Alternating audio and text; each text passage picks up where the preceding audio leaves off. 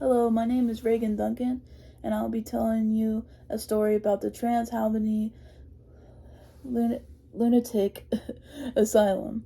It operated from 1864 into 1994 in West Virginia.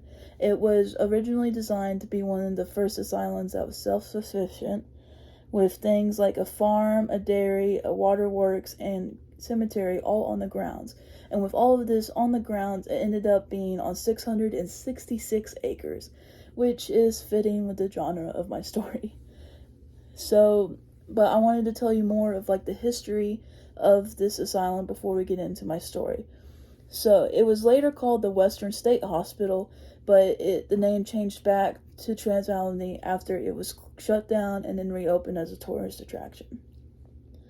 It was originally designed to only hold 250 patients, but it quickly skyrocketed to 2,500 patients at one time because things that we consider normal nowadays, like asthma and reading a novel, was considered mental illness back then, which is insane to think about. It also didn't help that the asylum itself started to offer money to people if they committed someone.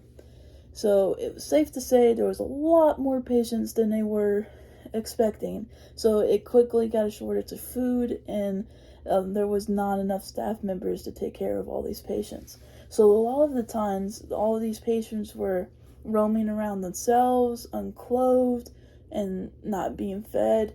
And there was times where if someone complained, they were sent into solitary confinement, and then they were forgotten about, so they were there for months on end. And there was also a case where a nurse went missing for 2 months before her body was found at the end of a stairwell. All this to say that the construction of this building didn't even start out with good vibes at all to begin with, because it was constructed by prisoners. Yes, it was constructed by prisoners and stonesmen from Germany and Ireland. And the construction was even interrupted by the Civil War in 1861, because the Virginia governor wanted that money that was used to fund the construction for their defense. But a 7th Ohio Volunteer Infantry seized that money and sent it back so it could finish the construction. So now that way I got the kind of the history, so you know what this asylum is about and how it kind of came out, I wanted to tell you my story.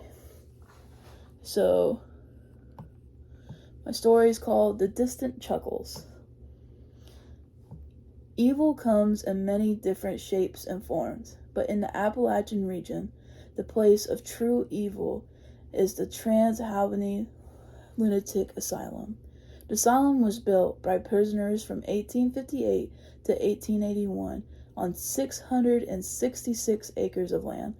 Throughout the generations, hikers and children were all warned of the dangers of the asylum and how it was the real hell on earth. The cautionary tales often included how the voices within the cursed abandoned walls would lure even the strongest man into madness. The asylum was built to hold 250 patients, but with things like domestic problems, laziness, greed, novel reading, and asthma being considered mental illnesses, and the asylum itself paying people who committed a patient, the number of patients quickly skyrocketed. By 1950, there were 2,600 patients packed in. Some completely free of any illnesses were misdiagnosed with others who were prone to violence and chaos. Patients and staff as well fell victim of violent crimes committed on site, like rape, murder, and arson. Then, when their corpses were found 8 days to even 2 months later, they were most of the time buried in unmarked mass graves on the cemetery on site. With all the horrendous crimes that took place here, and with how long it took to discover the bodies of the victims, much less give them a proper burial, it's no surprise at all that the horror stories arose, because out of every place, this one has every right to be haunted. Many that come past this building have no knowledge of all the horrors that transpire inside, but are drawn to enter. From many different accounts, they have all admitted to hearing laughter that seemed to be beckoning them closer. And if they chose to go inside, then they fall victims to unimaginable horrors that the patients of the asylum once had to endure themselves. They try to escape, but find their hands locked in chains, and they are dragged away to one of the back rooms of the building, forgotten just like so many of the other patients before, until their own screams joined the others. While children would hear this tale and be scared, almost senseless, others who were older would dismiss it all, saying it was nothing more than a rumor that started to increase tourist tour sales. That's what happened to a group of arrogant friends celebrating their upcoming graduation by gathering together to hike and visit the different parts of the Appalachian area before they all separate to lead their different lives, not knowing their journey will turn into the next cautionary tale. The group of friends had visited many stops throughout the Appalachian area, and had even hiked a good portion of it. But everyone in the group all agreed that the last stop had to be the old abandoned asylum in Weston, West Virginia. You see, all of them came from the same area, and have all heard the terrifying stories and wanted to see for themselves whether or not it was true. Many of the locals caught wind of their planned adventure and tried to talk them out of it, even going as far as threatening them. However, the group of friends were stubborn and ignored them all, going on to see what was so terrifying that had so many people scared out of their minds. The hike to the asylum itself was easy and even peaceful. As they draw nearer to the building, however, they all started to feel this uneasiness. They pressed on, though, marking the feelings off with thoughts that the locals just got into their heads. As they entered the building, they were all immediately hit upon with a stench so unbearable that one of the friends immediately stepped back out and said they were done. The others were about to follow when one of them saw a shadow move just out of sight. He was just going to ignore it when he heard a voice that sounded like a child calling for help. So, of course, he went after it. When the others noticed their friend's absence, they went further inside trying to find him. Soon the darkness of the building got thicker and thicker until even with their flashlights, they still couldn't see anything. All they could hear was faint screams and the sounds of chuckles that seemed to be getting closer and closer.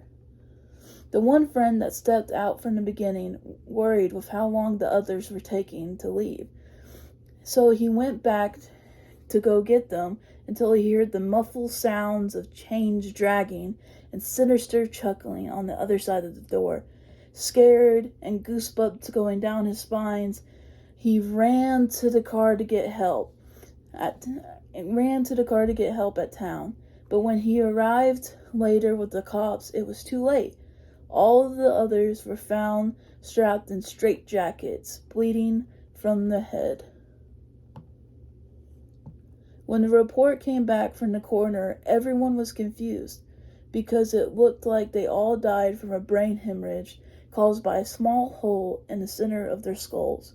When asked if the coroner had seen anything like it before, he only replied with a shrug and said that the injuries seemed to be from a medical procedure that was banned many, many years before for being too inhumane, an ice pick lobotomy, a practice that was started in the asylum in the early 1950s and would take the lives of over 1,400 patients. The asylum would continue to be the home of so many tortured souls, and for the next generation, take heed of this tale and stay away. The asylum will always be the place of death. So that was my story, and I hope you enjoy. Thank you.